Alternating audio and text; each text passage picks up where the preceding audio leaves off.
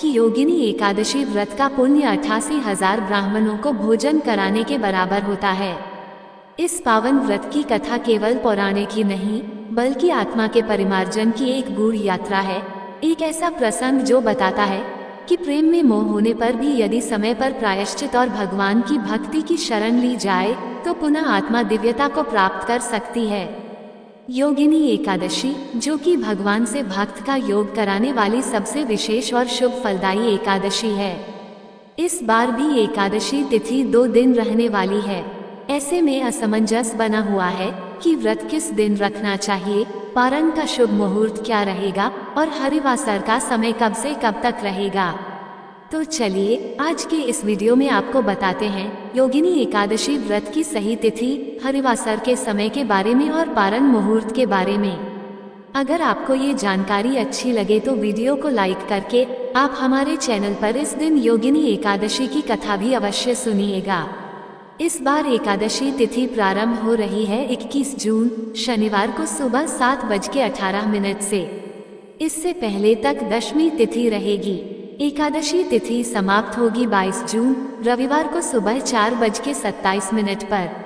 यानी कि रविवार को ब्रह्म मुहूर्त के समय एकादशी तिथि विद्यमान रहेगी। क्योंकि इस बार एकादशी 2 दिन लग रही है, इसलिए 21 जून शनिवार को और 22 जून रविवार को 2 दिन एकादशी का व्रत रखा जाएगा।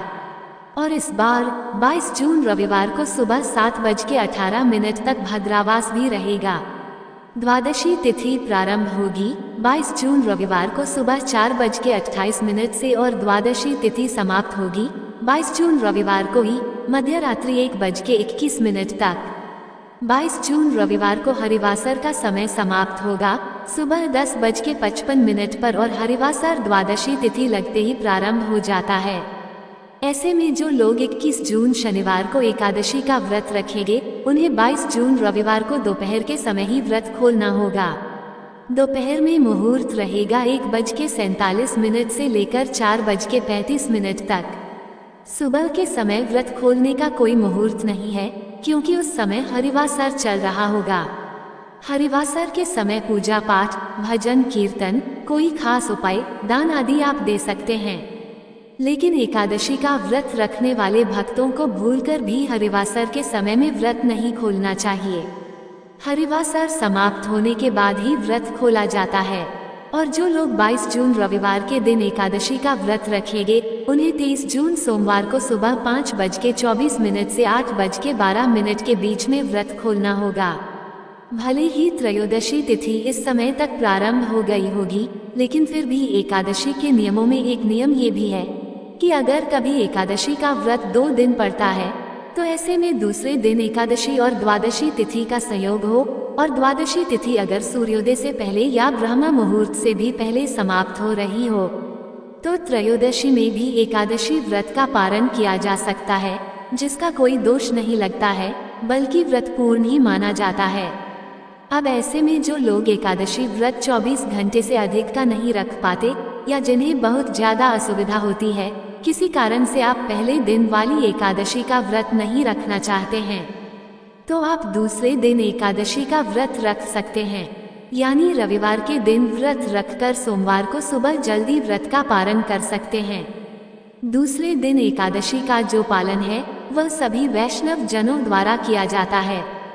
इसके अलावा इस्कॉन मंदिर में भी दूसरे दिन वाली एकादशी का व्रत ही रखा जाता है। और ऐसे में जिस दिन आप व्रत रख रहे हों उससे ठीक एक दिन पहले दशमी तिथि के नियमों का पालन करना चाहिए। एकादशी के दिन तुलसी जी में जल अर्पित न करें, लेकिन दशमी तिथि के नियमों का पालन करते हुए तुलसी के पत्ते तोड़कर रख लें। दशमी को सूर्यास्त से पहले पहले तुलसी जी में जल भी अर्पण करना चाहिए। तामसी चीजों के सेवन से दूर रहना चाहिए। व्रत रखने वाले भक्तों को दशमी तिथि के सूर्यास्त के बाद अन्न ग्रहण नहीं करना चाहिए।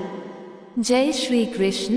भक्तों, अब हम आपको सुनाने जा रहे हैं इसी योगिनी एकादशी की पुण्य कथा, भावपूर्ण, प्रेरणादायी और आत्मशुद्धि का मार्ग दिखाने वाली।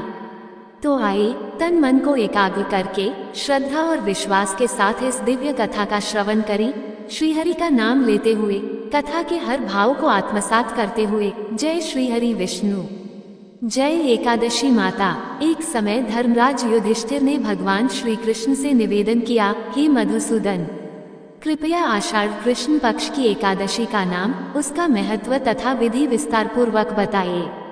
तब भगवान श्री कृष्ण बोले, हे राजन, आषाढ़ कृष्ण पक्ष की यह पुण्यदायिनी एकादशी योगिनी एकादशी के नाम से प्रसिद्ध है।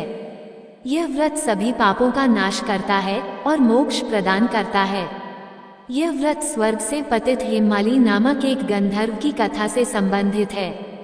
हेममाली कुबेर का पुष्प लाने वाला सेवक था और वह प्रतिदिन मानसरोवर से भगवान शिव के पूजन हेतु पुष्प लाता था।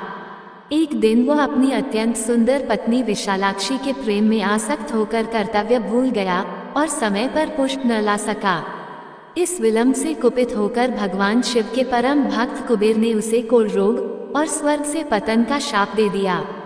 हेममाली को शापवश भयंकर कोढ़ हो गया और वह पृथ्वी पर गिरकर दुख भोगने लगा।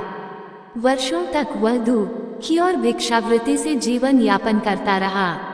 एक दिन वो हिमालय के निकट स्थित मार्कंडेय ऋषि के आश्रम में पहुंचा और अपनी दुखद कथा सुनाकर उनसे प्रार्थना करने लगा। तब महर्षि मार्कंडेय ने कहा, हे गंधर्व, तुम आषाढ़ कृष्ण पक्ष की योगिनी एकादशी का व्रत श्रद्धा पूर्वक करो, इससे तुम्हारा कोढ़ नष्ट होगा और स्वर्ग की प्राप्ति पुनः होगी। ऋषि की आज्ञा पाकर हेममाली ने विधि पूर्वक व्रत किया। व्रत की रात्रि को जागरण किया। अगले दिन द्वादशी को ब्राह्मणों को भोजन कराकर स्वयं पारण किया। उस व्रत के प्रभाव से उसका कोढ़ शीघ्र ही समाप्त हो गया और उसे दिव्य रूप प्राप्त हुआ। वह पुनः स्वर्ग लोक को प्राप्त हुआ और अपने पुण्य के कारण भगवान शिव तथा कुबेर की कृपा प्राप्त करके उच्च पद को प्राप्त हुआ। अतः हे धर्मराज, योगिनी एकादशी का व्रत तीनों लोकों में पूजनीय है। यह व्रत 88,000 ब्राह्मणों को भोजन कराने के पुण्य के समान फल देने वाला है। जो मनुष्य श्रद्धा से इस व्रत को करता है वह समस्त पापों से मुक्त होकर मोक्ष प्राप्त करता है।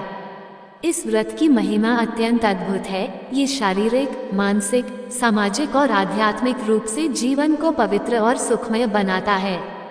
योगिनी एकादशी व्रत के दिन भगवान विष्णु का पूजन, व्रत कथा श्रवण और रात्रि जागरण कर अगले दिन पारण करने से अत्यंत पुण्य की प्राप्ति होती है। प्रेम से बोलिए, जय श्री हरि विष्णु। ऐसे ही और भी रोचक और आध्यात्मिक वीडियो के लिए चैनल को सब्सक्राइब कर लें। दोस्तों, आपको ये कथा कैसी लगी